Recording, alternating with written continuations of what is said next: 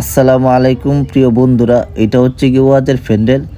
দেখেন ওয়াজের প্যান্ডেলের ভিতরে কোনো লোক নাই, এখানে ওয়াজ হইতেছে, এখানে কোনো লোক নাই, অথচ ওই সাইডে আপনার দোকানপাট উঠছে, ওই সাইডে লোকের কোনো অভাব নাই। চলেন আমরা ওই দিক যাই, যায় দেখাই যে ওয়াজের প্যান্ডেলের চেয়েও যে দোকানপাট উঠছে, দোকানপাটের মধ্যে লোকের সংখ্যার অভাব নাই।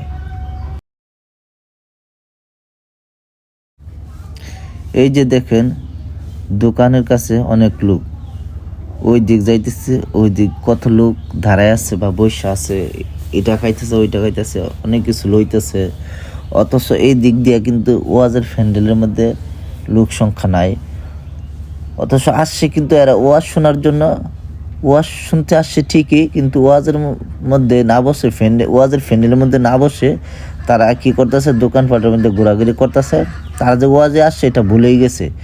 মানে ওয়াজের উদ্দেশ্য আসে ওয়াজের প্যান্ডেলের মধ্যে না বসে, ওয়াজ না শুন না, তারা শুধু দোকানপাট দৌড়াদৌড়ি করতেছে, দোকানপাটে ঘোরাঘুরি করতেছে।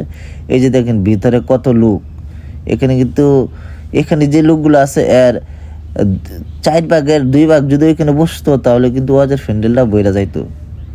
দেখেন মানে সবাই শুধু ওই যে এটা কিনা ওইটা কিনা, এই খাবার নিয়ে সবাই ব্যস্ত আছে।